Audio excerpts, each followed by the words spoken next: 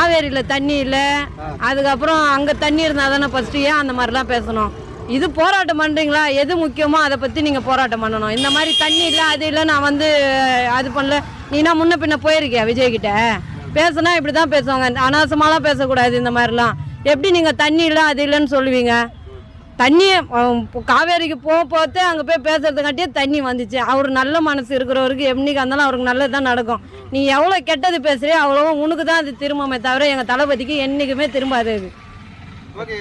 சில ஓட்டு போட்டாங்க தற்கூரி கூட்டங்கள், அதனால அவங்க ஒண்ணுமே தெரியல, சினிமா கவர்ச்சி மூலியமா ஓட்டு போட்டாங்க. கவர்ச்சி மூலியமா யாருமே ஓட்டு போடல. எங்க தளபதி அப்பத்துலேருந்து அவர் வருவாருன்னு நாங்கள் எப்பவுமே ஆசைப்பட்டோம். பெண்களுக்கு பாதுகாப்பு வேணும்னு சொல்லிட்டு தான் நாங்கள் விஜய்க்கு ஓட்டு போட்டோம். வேற எதுவும் இல்லை, எங்களுக்கு விஜய் தான் முக்கியம்ட்டு நாங்கள் விஜய் தளபதிக்கு ஓட்டு போட்டோம். கவர்ச்சி கோசம்லாம் யாருமே அவருக்கோசம் ஓட்டு போடல. எங்கள் அண்ணன் எங்களுக்கு வந்தால் நல்லது பண்ணுவாருன்னு சொல்லிட்டு தான் நாங்கள் ஓட்டு போட்டது. ஏன் திமுகவுக்கு ஓட்டு போட்டு அவங்க ஏன் முதலமைச்சர் வர வைக்கக்கூடாது? என்ன காரணம்? ஏங்க அது அவர் கட்சியில் இருக்கும் போது எந்த நல்லது அவர் இது வரைக்கும் பண்ணியிருக்காரு? அவங்கவுங்க இருக்கிறவங்களுக்கு தான், எம்எல்ஏக்கு இந்த மாதிரி இருக்கிறவங்களுக்கு தான் கொடுத்து உதவி அவங்க தான் நல்லா இருந்தாங்க. நாங்கள் இந்த இத்தனை வருஷமாக ரோட்டில் கடை வச்சுருக்கோம். நான் இப்போ தான் ஆட்டோ ஓட்டுறேன். எங்கள் வீட்டுக்காரர் இறந்து போயிட்டாரு.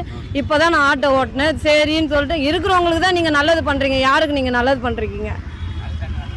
அதனால இப்போ என்ன சொல்கிறாங்க திமுக என்ன சொல்கிறாங்க, உதயநிதி சட்டசபைக்கு வரக்கூடாது, அதனால தான் கைது பண்ணியிருக்காங்க அப்படின்ற மாதிரி. அப்படிலாம் யாருமே பேசலை. எங்கள் தளபதி நாங்கள் அந்த ஒரு கெட்ட எண்ணத்துலேயே நாங்கள் அவரெல்லாம் அப்படி பேசவே இல்லை, அப்படி நினைக்கவும் இல்லை. அவங்களாம் அந்த மாதிரி நினச்சிருக்காங்க, அந்த மாதிரி பேசுகிறாங்க. அவர் தான் அந்த மாதிரி நினைக்கிறாரு. விஜய் பயந்துட்டாரு, அதனால தான் சட்டசபைக்குள்ள உள்ள வந்து ஸ்டாலின் உதயநிதி பேசக்கூடாதுன்னு நினைக்கிறாருன்றாரு. விஜய்லாம் பயப்படல. அவர் நின்று பேசும்போது யாருமே அங்கே இல்லையே, எல்லாம் குளத்தூர்ல கொந்தளிச்சு ஓடுது வெளியே. ஓகே. அப்புறம் விஜய் அண்ணா ஒரு பார்த்தனாக்கா அதுக்கு முன்னாடி ஒரு காணொலி போட்டிருந்தார் இல்லையா?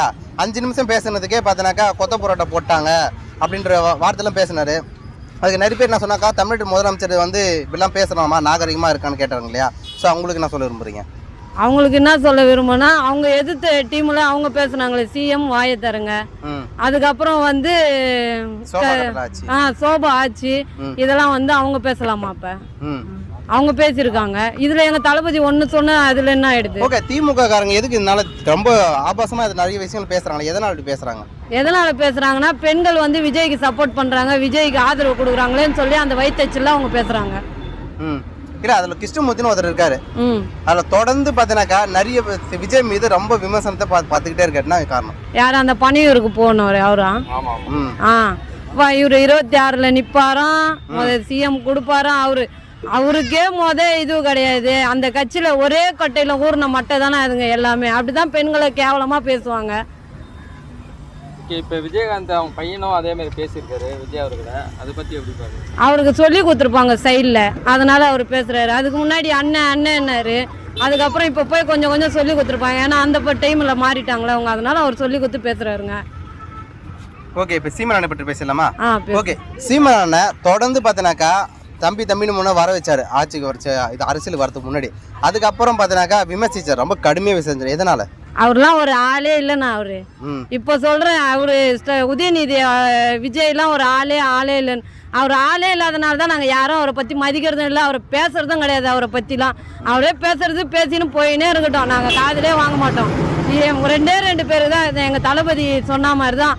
ஒன்று விஜய், அதுக்கப்புறம் விஜய் முதலமைச்சர் விஜய், அதுக்கப்புறம் வந்து உதயநிதி. இவங்க 2 பேர் தான். 2 பேர் போட்டி சொன்னார்ல, இப்போ இருக்க காலகட்டத்தில் 2 பேர் போட்டினா யார் நினைக்கிறீங்க? யார்? உதயநிதி ஒன்று டிஎம்கே, ஒன்று டிவிக்கு. நீங்கள் அப்படி சொல்லாதீங்க, நான் கட் பண்ணிக்கிறேன். நரேந்திர மோடி கூட கம்பேர் சொல்லுங்க. நரேந்திர மோடிக்கும் விஜய்க்கு தான் இப்போ போட்டி காலம் மாறிச்சுன்னு சொல்லுங்க. ஓகே, ஸ்டார்ட் பண்ணுவா. இப்போ இதுக்கு முன்னாடி பார்த்தோன்னா 2 பேர் போட்டி தான் சொன்னார், ஒரு டிவிக்கே ஒன்று டிஎம்கேன்னு. ஓகேங்களா? இப்போ இருக்கிற காலகட்டத்தில் யாரோட போட்டியாக இருக்கு? பிஜேபி, ஒன்று டிவிக்கு. இவங்க 2 பேர் தான் போட்டியாக இருக்கா? சரி, ஓகே. பிஜேபி பற்றி உங்கள் கருத்து என்ன? பிஜேபி மதவாத அரசியல் பண்றாங்க தமிழ்நாடு. சரி, ஓகே. சீமானை பற்றி போயிடலாமா? ஓகே. சீமான் என்ன சொன்னாருனாக்கா, என்கிட்ட கார் வந்துருச்சு, கார் இப்படி வாங்கினா அதை இப்படி வாங்கினா ஏன் கேட்குறீங்க அப்படின்னு கேட்குறாரு இல்லையா? அவங்களுக்கு என்ன சொல்ல விரும்புறீங்க? நெக்ஸ்ட்டு நான் ஃப்ளைட் வாங்க போகிறேன்னாரு, அதை பற்றி நினைக்கிறீங்க? அப்படின்னா அதான உண்மை. அவரு என்ன இருக்கு? சரி, ஓகே. ஜூலிக்கு பற்றி போயிடலாமா?